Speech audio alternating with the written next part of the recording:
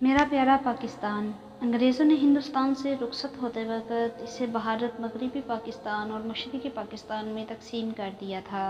بڑی افراتفری کا عالم تھا، قتل عام ہو رہے تھے۔ میں اپنے بوڑھے ماں باپ کے ہمراہ ایک سڑک سے گزر رہا تھا کہ کسی نے اچانک حملہ کر کے میرے ماں باپ کو شہید کر دیا۔ اس وقت میری عمر 10-11 سال کی تھی۔ میں گھبرا کر ایک جھاڑی کے نیچے چھپ گیا۔ اچانک کسی نے میرے کندھے پر ہاتھ رکھا۔ پہلے تو میں سمجھا کہ وہ وحشی واپس آ گئے ہیں، مگر وہ 2 میاں بیوی تھے۔ انہوں نے انسانیت کا ثبوت دیا اور مجھے اپنے گھر لے گئے۔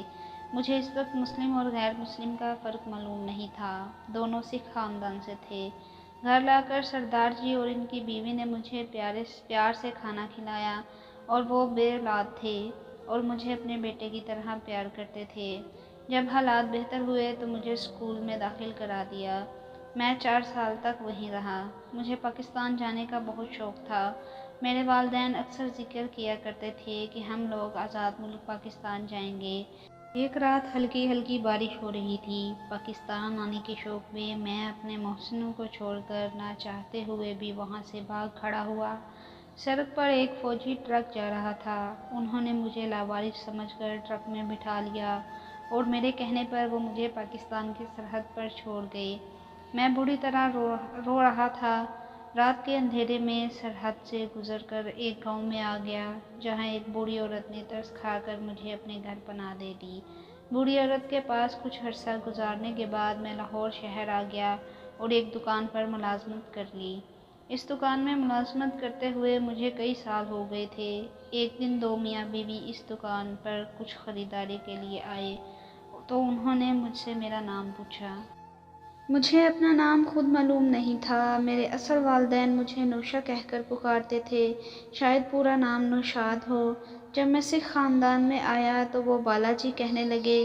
میں سوچ میں پڑ گیا اور میں نے اپنا اصل نام نوشا بتا دیا۔ بوڑھی عورت مجھے غور سے دیکھ رہی تھی۔ اس نے اپنے میاں کے کان میں کچھ کہا۔ ایسا معلوم ہوتا تھا کہ وہ مجھے پہچاننے کی کوشش کر رہے تھے، مگر میں انہیں پہچان نہیں پا رہا تھا۔ آخر بوڑھی عورت نے کہا، تم بالاجی تو نہیں ہو؟ میں بالاجی کا نام سن کر ڈر گیا۔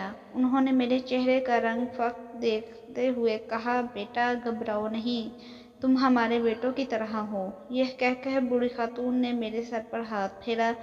ان کے شوہر نے بھی مجھے گلے سے لگا لیا اور بہت دیر تک پیار کرتے رہے۔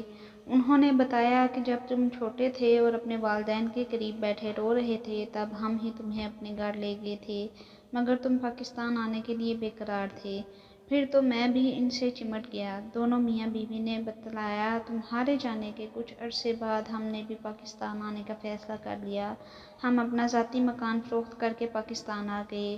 اللہ کا شکر ہے کہ آج تم ہمیں مل گئے۔ یہاں آ کر ہم نے اسلام قبول کر لیا۔ میری خوشی کی کوئی انتہا نہ تھی۔ اب میں انہی کے گھر میں رہنے لگا، انہی کی مرضی سے شادی کی۔ میں نے ان سے درخواست کی تھی کہ وہ اس بات کا علم کسی کو نہ ہونے دیں کہ وہ میرے اصل ماں باپ نہیں ہیں۔ انہوں نے مجھے ہمیشہ اپنی اولاد کی طرح رکھا اور مرتے دم تک اپنا بیٹا ہی کہتے رہے۔ میں ان کے احسانات کو کبھی بھی بھلا نہیں سکتا۔ بچے بڑے ہو گئے۔ آخر ایک دن میں نے اپنے بچوں کو حقیقت بتا دی کہ تمہارے دادا دادی سگے نہیں ہیں۔ بچے حیران ہو کر دیر تک انہیں اسلامی عقیدت پیش کرتے رہے۔